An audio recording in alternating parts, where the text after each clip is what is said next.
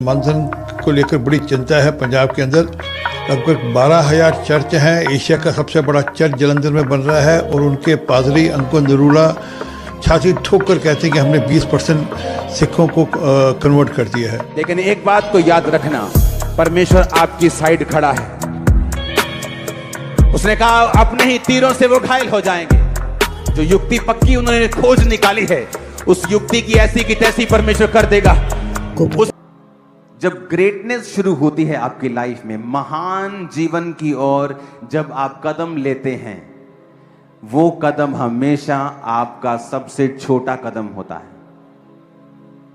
अगर आज आपको यहां से अमेरिका जाना है और आप यहीं से सोच लें मुझे यूएसए की फ्लाइट पकड़नी है, वो छोटा सा कदम जो पहला आप उठाते हैं वो है तो छोटा सा, पर आपकी डेस्टिनी की तरफ आपको लेके जा रहा है। महान व्यक्ति बाइबल में वही हुए हैं जिन्होंने छोटी शुरुआत की है।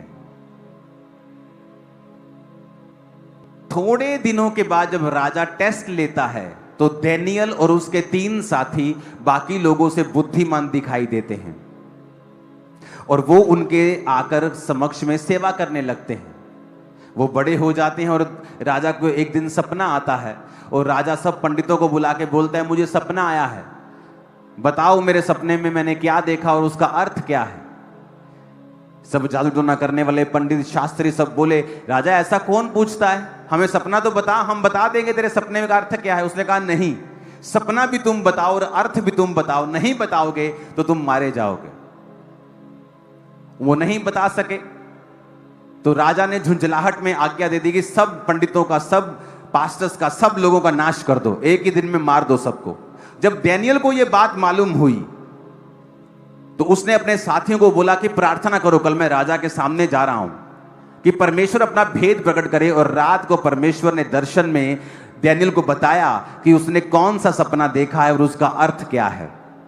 अब मेरी बात ध्यान से समझना, जब वो दानियेल राजा के पास मैसेज भेजता है और राजा उसका सपने का अर्थ समझने के लिए बुलाता है उसको अंदर, और दानियेल उसको एग्जैक्ट वही बताता है कि तूने एक मूर्ति देखी है जिसका सिर सोने का, जिसकी भुजाएं चांदी की, फिर पीतल, फिर लोहा, पैरों की उंगलियां लोहे और मिट्टी की बनी हुई, और इस तरह से वो बड़ा पत्थर आके उसको मारता है और वो चूर चूर हो जाता है और फिर बड़ा पहाड़ बन के पृथ्वी पे फैल जाता है। और राजा शॉक्ड हो गया और उसने कहा कि दानियेल को सबसे ऊंचा पद दिया जाए। और दानियेल के 3 जो आगे लोग थे उन्हें प्रांत के मेन काम स्टेट के दिए जाएं। अब बात कहां पे शुरू होती है, यहां बचाव हुआ क्योंकि दानियेल उनके जैसा नहीं था। बचाव हुआ क्योंकि परमेश्वर ने दानियेल को दर्शन दिया और परमेश्वर ने दानियेल को दर्शनों के द्वारा ये चीजें समझाई। अगर दानियेल डर जाता और राजा का दाख मधु यानी जो नशीला पदार्थ है, अगर वो दानियेल को रोज पिलाया जाता और राजा का वो मूर्तियों के सामने चढ़ाया गया मीट जो वो चढ़ाते थे, अगर दानियेल रोज खाता, परमेश्वर कभी भी दानियेल को सपने में इसका अर्थ नहीं बताते। वचन में लिखा है, दाख रस के मतवाले मत बनो, क्योंकि जो कोई व्यक्ति शराब के नशे में रहता है उसकी आत्मा हिली हुई होती है। एक चूहे जैसा व्यक्ति भी शराब पी के शेर के जैसी बातें करता है। क्यों? क्योंकि उसकी आत्मा जो है शराब स्पिरिट के ऊपर फर्क डालती है, वो दलेर कर देती है आदमी को। परमेश्वर ने कहा कि अगर तुम शराब से दलेरी लोगे तो मेरा पवित्र आत्मा भी दलेरी देता है। इसीलिए जब कई बार आप बहुत ही कमजोर फील कर रहे होते हैं और डरे हुए फील कर रहे होते हैं और आप परमेश्वर की प्रेजेंस में चले जाते हैं और 4, 5, 3 दिन, 2 दिन, 1 दिन प्रार्थना में बिताते हैं और सडनली आपके अंदर दलेरी आ जाती है। ये वही दलेरी है जो शराब पी के लोगों के अंदर आती है और आप में पवित्र आत्मा के जरिए आई है। इसलिए नए नियम में परमेश्वर ने कहा कि अगर तुम्हें शराब पीनी है तो फिर पवित्र आत्मा तुम्हें वो दलेरी नहीं दे सकता, क्योंकि वो दलेरी या तो तुम शराब से ले सकते हो या पवित्र आत्मा से ले सकते हो। तो इसीलिए परमेश्वर ने कहा था कि तुम शराब ना पियो, शराब उनको दो जो मरने पे हैं, जो उदास हैं। लेकिन आज ये वचन कोई नहीं पढ़ता।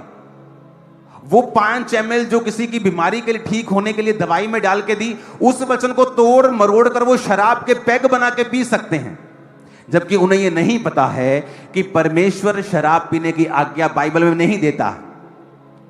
उसको मालूम था, डैनियल को यह बात पता थी, और उसने एक छोटा सा आज्ञा को माना। अगर डैनियल शराब के नशे में रोज रहता और उसकी स्पिरिट और उसका दिमाग उस अल्कोहल के इन्फ्लुएंस में होता, मैं आपको गारंटी देता हूं कि परमेश्वर कभी भी उसको दर्शन में उत्तर नहीं देते। डैनियल तब तो अपनी जिंदगी बचा लेता कि अब तो मैं बच गया हूं, अगर मैं विरोध करूंगा तो राजा मुझे मरवा देगा, कि तू कौन होता है शराब ना पीकर, मेरे देवताओं का मांस ना खाकर चढ़ाया हुआ, तू अपने आप को क्या बेटर समझता है, मार दो इसको। उसके लिए क्या है, वहां पे लाखों बच्चे पढ़ रहे होंगे, कई बच्चे कई देशों से पढ़ रहे होंगे, वो हजारों ट्रेनिंग हो रही है, कि मर भी जाएगा तो राजा का क्या जाता है। लेकिन डैनियल ने स्टैंड लिया कि मैं परमेश्वर के वर्ड के ऊपर खड़ा रहूंगा। आप देखो आज क्रिश्चियनिटी में बहुत से लोग हैं, बहुत से अमीर लोग भी हैं, बहुत से इन्फ्लुएंशियल लोग भी हैं, लेकिन अगर आप देखेंगे परमेश्वर उनके द्वारा प्रभावित कामों को करने में कामयाब नहीं होता। क्यों? क्योंकि उनका जो जीवन है वो अनॉइंटिंग और वर्ड के अंदर पूरी तरह छुपा हुआ नहीं है। बहुत सी ऐसी चीजें हैं जो वचन के साथ वो ब्रेक करते हैं, इसलिए परमेश्वर उन्हें अच्छी पोजीशन पे होते हुए भी इस्तेमाल नहीं कर पाता है। डैनियल ने सोच लिया था कि मैं ये खाना नहीं खाऊंगा। अब डैनियल ने अपने जान की परवाह नहीं की, और अपनी जान की परवाह ना किए बगैर उसने कहा कि भाई साहब तू मुझे साग पात दे दे, तू मुझे साग दे दे, तू मुझे सरसों का साग दे दे, मुझे तू गोभी आलू दे दे, और 10 दिन के बाद तू मेरा चेहरा देखना। अगर मेरा चेहरा उतरा हुआ हो, थोड़ा कम लाल हो, थोड़ा कम शाइन करे, तो तू वही खाना मुझे देना शुरू करना। और जब 10 दिन के बाद देखा गया तो जो मीट मांस खा रहे थे और बड़ा अच्छा खा रहे थे, उनका चेहरा गिरा हुआ था डैनियल के मुकाबले। ये पहला साइन। प्रार्थना की, हे मेरे पिता, यदि हो सके तो ये कटोरा मुझसे टल जाए। हालेलुया। ये कटोरा टल जाने का मतलब क्या? एक बुरी परिस्थिति उसके ऊपर आ रही थी, वो ये नहीं चाहता था कि प्रभु ये चीज को हटा दे मेरे से, टल जाए। टल जाए मतलब जहाँ तक कुछ पोस्टपोन हो जाए, या थोड़ी देर के लिए कुछ पेपर, कुछ इसका एक अल्टरनेट कुछ मिल जाए। प्रभु आज नहीं, मैं तो तेरे वादे पे टिका, कुछ अल्टरनेट मिल जाए, मतलब कोई ना कोई ऐसा रास्ता मिल जाए। पर परमेश्वर तो भी जैसा तू चाहता है वैसा ही हो, जैसा तो भी मैं चाहता हूं वैसा नहीं, परंतु जैसा तू चाहता है वैसा ही। मतलब अगर तू मेरे लिए को रास्ता निकाल रहा ना तीसरा, फिर भी तेरी इच्छा से निकालना है ना। मैं ये भी बोल रहा हूँ, जब करूंगा तो मैं वादा तो पूरा ही करूंगा। मैं भी आकुल हो रहा हूँ, मैं तड़प रहा हूँ, मैं गिर रहा हूँ, और मेरा खून, मेरा पसीना खून बन रहा है। उसके बाद उस व्याकुल स्थिति में भी परमेश्वर फिर आता है। फिर उसने चेलों के पास आकर उन्हें सोता पाया और पतरस से कहा, क्या तुम मेरे साथ एक घड़ी भी नहीं जाग सके? हालेलुया। ये तकलीफ है प्रभु की। वो क्या बोल रहे, एक घड़ी नहीं जाग सके। वो दिन रात उनके साथ रहते थे, वो उनको रोटी तोड़ के खिला रहा है, सब कर रहा है, जमाने भर में लेता फिर रहा है। वो बोले एक घड़ी जाग जाना मेरे लिए भाई। वो सो गए, पतरस सो गया। फिर भी परमेश्वर ने उन्हें क्षमा किया। क्या तुम मेरे लिए एक घड़ी भी नहीं जाग सके? ये टोंट थी प्रभु की, वो कुछ बुरा नहीं चाहता था, पर उनको उन्होंने बता दिया कि तुम एक घड़ी भी नहीं जाग सके।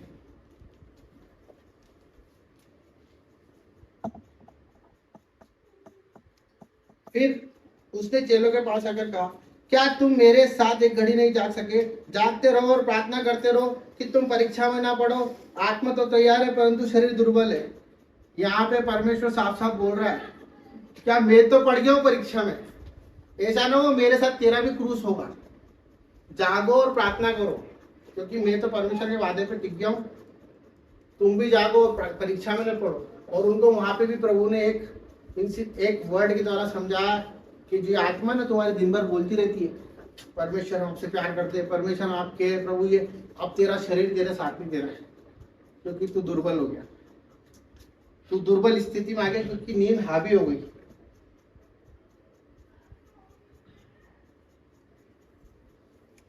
परंतु शरीर दुर्बल है। फिर उसने दूसरी बार जाकर प्रार्थना की, हे मेरे पिता, यदि यह मेरे पिए बिना नहीं हट सकता तो तेरी इच्छा पूरी हो। हालेलुया। या परमेश्वर ने बोल दिया कि आप ठीक है, एक्सपेक्टेड जो भी आप बोलोगे वो मैं पी लूंगा उसको। तब उसने आकर उन्हें फिर सोता पाया, क्योंकि उनकी आंखें नींद में भरी हुई थी।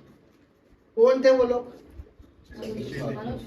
कौन? मनुष्य नहीं थे वो, प्रभु के सिलेक्टेड लोग थे वो चुने हुए थे। वो प्रभु ने 12 को प्रेरित किया, अभिषेक किया, उनका सब कुछ किया, उनको दुष्ट आत्मा निकालने की ताकत दी थी, सब कुछ दिया था। वो लोग थे जो दिन रात प्रभु प्रभु करते थे कि प्रभु ज्ञान की बातें तो आपके पास है, हम आपको छोड़ के कहाँ जाएंगे, अनंत जीवन तो आप ही देते हैं प्रभु। और आज अनंत जीवन की बात आई तो नींद में भरे पड़े थे। उन्हें छोड़ फिर चला गया। ठीक है, फिर तीसरी बार प्रार्थना करने गया। तब उसने चेलों के पास आकर उनसे कहा, अब सोते रहो। हालेलुया।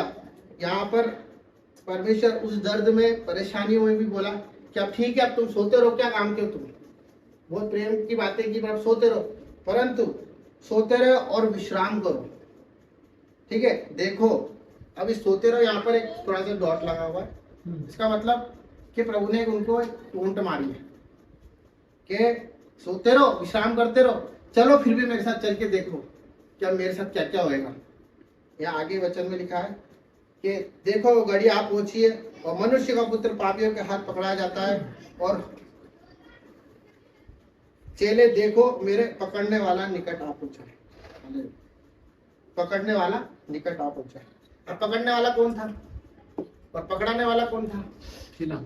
और पतरस कौन था जो 3 बार इनकार करता था? ये कौन थे? ये सब साथ में रहने वाले थे।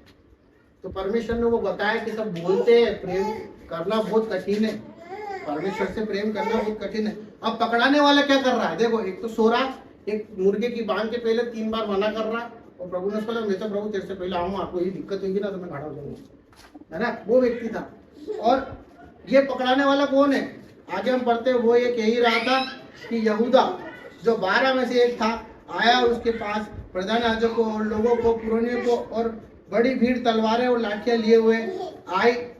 उसके पकड़वाने ने उन्हें संकेत दिया था कि जिसको तू चूम ले वही उसे पकड़ लेना। और तुरंत यीशु के पास आकर हे रब्बी नमस्कार, और उसको बहुत चूमा। Hallelujah, hallelujah. मैं हालेलुया प्रभु के लिए बोल रहा हूँ, क्योंकि प्रभु का प्रेम देखो कैसा।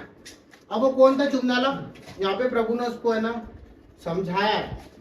वो आगे और ऐसे ये वर्ड लिखा देखो यहाँ पे, बहुत चूमा, एक बार नहीं, चूमे जा रहा प्रभु को। अब प्रभु ने उसको क्या बोला? हे मेरे मित्र, जिस काम के लिए तू आया ना वो कर, फालतू काम मत कर। है ना? हो गई तेरी भी 30 चांदी के सिक्के में आ गया तू भाई, खत्म।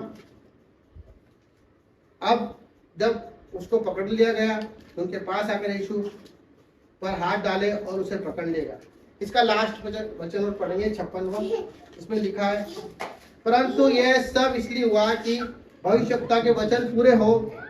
सब चेले उसे छोड़कर चले गए। हालेलुया।